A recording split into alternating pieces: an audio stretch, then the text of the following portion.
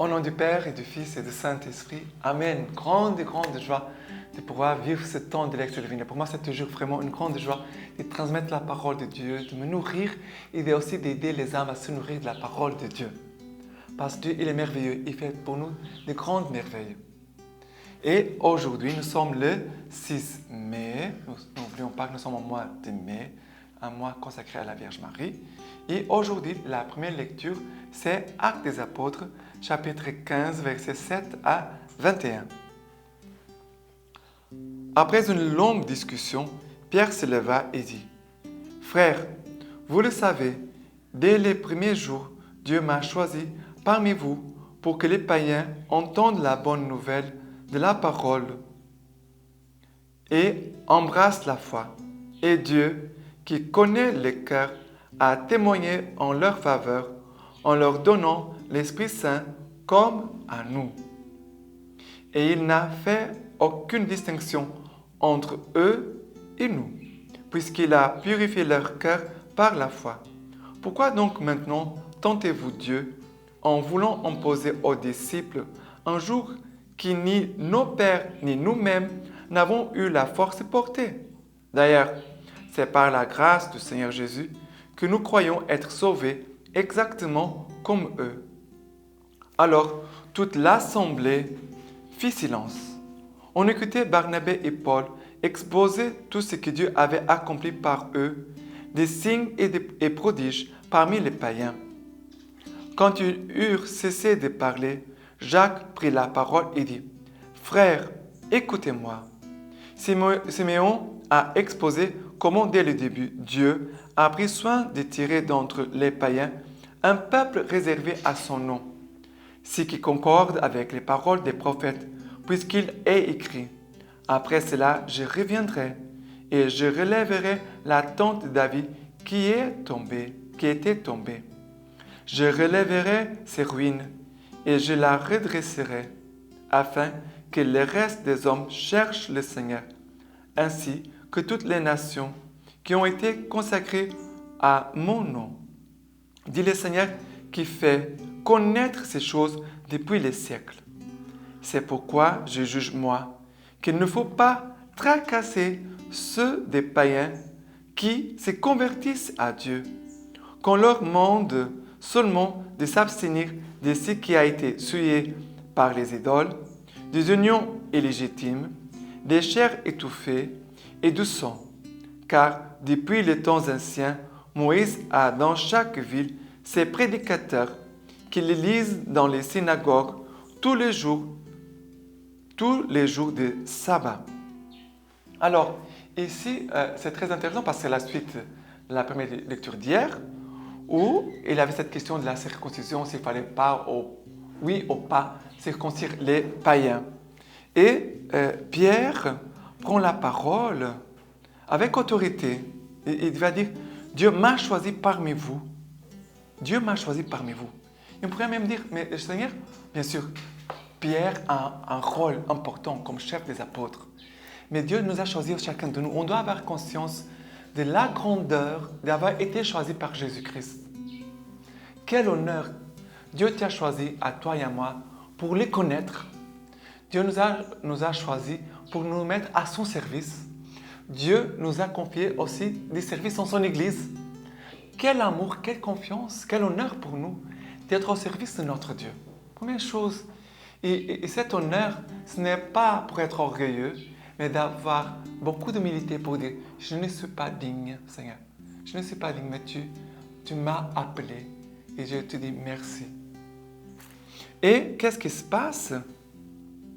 Il dit comme ça, Pierre va dire : pourquoi maintenant tentez-vous Dieu en voulant imposer aux disciples un joug que ni nos pères ni nous-mêmes nous n'avons pas eu la force de porter?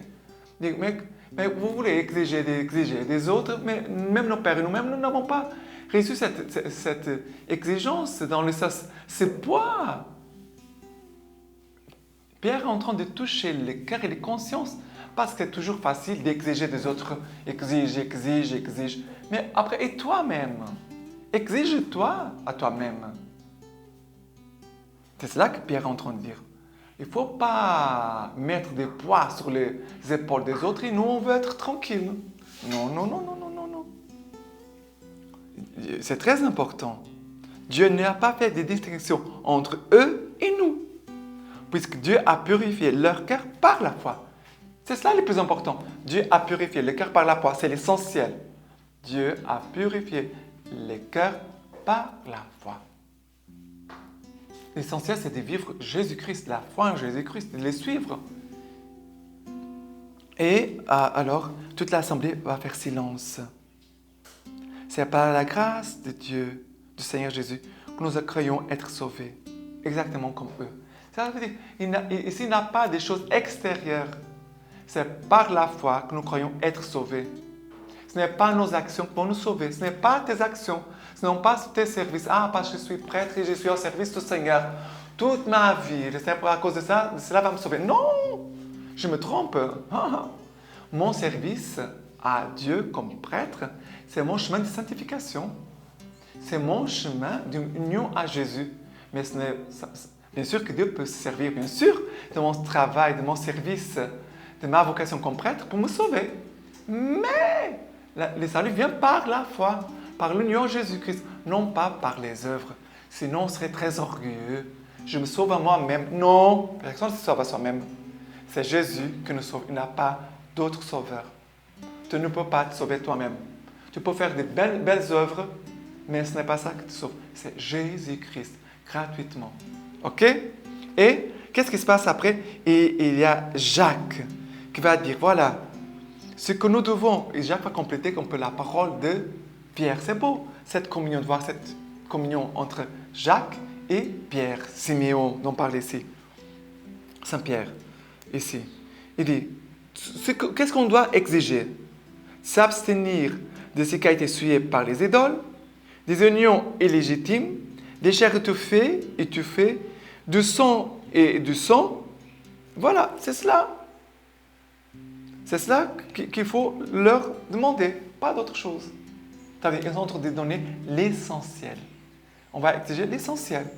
Et après, les autres choses, on verra. D'accord? Très important. Maintenant, le psaume d'aujourd'hui, c'est le psaume 96. Chantez au Seigneur un chant nouveau. Chantez au Seigneur toute la terre. Chantez au Seigneur, bénissez son nom. Proclamez jour après jour son salut. Racontez aux païens sa gloire, à tous les peuples ses merveilles. Dites chez les païens, le Seigneur règne, le monde est stable, point ne bronchera. Sur les peuples, il prononce avec droiture. Voilà. C'est que le Seigneur aussi nous demande, parce qu'on parlait, qu'est-ce que le Seigneur attend de nous? Que nous soyons des hommes de louange, des hommes d'action de grâce, des hommes qui donnent des paroles de bénédiction. C'est ça ici. Chantez aussi un chant nouveau, chantez toute la terre, proclamez jour après jour son salut, racontez aux païens sa gloire. Dis des bonnes paroles qui édifient tes frères et sœurs, des paroles qui peuvent glorifier le Seigneur. Regardez, Jacques, dans la première étude, disait qu'est-ce qu'il faut demander aux païens qui sont convertis. Il donne des consignes précises. Mais aussi pour nous, des chrétiens, c'est très important, notre parole, ce que nous disons aux gens, comment les gens vont aussi nous regarder comme des disciples de Jésus-Christ, qui doivent transmettre la parole de Dieu, qui doivent vivre la parole de Dieu et la transmettre. D'accord? Et maintenant, l'évangile d'aujourd'hui, c'est Jean chapitre 15, versets 9 à 11. Comme le Père m'a aimé, moi aussi je vous ai aimé. Demeurez en mon amour. Si vous gardez mes commandements, vous demeurerez en mon amour. Comme moi, j'ai gardé le commandement de mon Père et je demeure en son amour. Je vous dis cela pour que ma joie soit en vous et que votre joie soit complète. Regardez, cet évangile, il est très beau. Il parle, regardez, de l'amour, d'aimer et de joie. Mais cet amour et cette joie viennent d'où? Vient des commandements. Et vient de demeurer en Jésus, de demeurer dans son amour et de demeurer et de garder ses commandements. Comme le Père m'a aimé, moi aussi je vous ai aimé. Demeurez dans mon amour. C'est ici le plus grand commandement. Comme le Père m'a aimé, dit Jésus, je vous ai aimé. De la même façon, l'amour qui vient du Père est venu jusqu'à moi, dit Jésus, et l'amour du Père qui est venu jusqu'à moi, je vous le communique. Et après vous allez aussi aimer le Père. Le Père m'aime, je vous aime. Voyez comme une trinité ici. Dieu, le Père, Jésus-Christ et nous. L'amour qui circule entre nous. Demeurez en mon amour. Comme nous sommes tous des hommes blessés à cause des péchés, des nôtres et des péchés des autres dans notre vie, nous ne savons pas très bien aimer. Nous ne savons pas bien aimer Dieu, nous ne savons pas bien aimer les autres, nous ne savons pas nous aimer bien à nous-mêmes aussi. Nous sommes des hommes et des femmes blessés par les péchés qui a produit en nous des manques d'amour. Et c'est quelque chose que nous devons demander. Quand tu vas à la messe, tu vas recevoir l'Eucharistie, tu dois dire, Seigneur Jésus, viens aimer en moi. Viens aimer en moi. Et aime à travers moi. Aime les autres aussi à travers moi. Que je puisse être ton cœur pour les autres. Que je puisse être tes yeux pour les autres. Que je puisse être ta bouche pour les autres. Que je puisse être tes mains pour les autres. C'est cela. Nous sommes un autre Christ. Et à cause de nos péchés et de nos blessures, nous oublions d'où nous venons. Tu viens de Dieu. Nous venons de Dieu. Nous venons de l'amour. Nous appartenons à Dieu. Nous appartenons à l'amour. Et dans notre vie, nous ne vivons pas l'amour. C'est pour ça que nous sommes frustrés. Nous sommes parfois tristes, malheureux. Parce que nous ne sommes pas dans l'attitude de l'amour. Voilà. Et celui qui est dans l'amour, même s'il souffre, il a une joie, une grande paix dans le cœur. OK? Et maintenant, la lecture patristique d'aujourd'hui, en ce jeudi, c'est Saint Gaudence, l'Eucharistie Pâques du Seigneur. C'est la chair, c'est le sang de l'agneau, car le pain qui est descendu du ciel a dit, le pain que je donnerai, c'est ma chair pour la vie du monde. C'est la Pâque du Seigneur, dit-il, c'est-à-dire son passage, car tu ne dois pas penser que c'est un élément terrestre. En passant en lui, il en a fait une réalité céleste. Il en a fait son corps et son sang. Ce que tu reçois, c'est le corps qui provient de ce pain céleste. C'est le sang de cette vigne sainte. Car lorsqu'il présentait le pain et le vin à ses disciples, il leur a dit, « Ceci est mon corps, ceci est mon sang. Croyons, je vous en prie, c'est lui en qui nous avons mis notre foi. Il ignore le mensonge, lui qui est la vérité. » Lorsqu'il parla de manger son corps et de boire son sang, les foules furent stupéfaites et elles protestaient. Ce qu'il dit là est intolérable. On ne peut pas continuer à l'écouter. Aussi, pour purifier par le feu du ciel ces pensées, dont je vous ai dit qu'il faut les éviter, il ajouta, « C'est l'esprit qui fait vivre. La chair n'est capable de rien. Les paroles que je vous ai dites sont esprit et elles sont vie. » Et on finit ce temps de l'Action Divina. Je te donne la bénédiction par les mains toutes pures de la Vierge Marie. Que Dieu Tout-Puissant vous bénisse et vous garde, le Père, le Fils et le Saint-Esprit. Amen.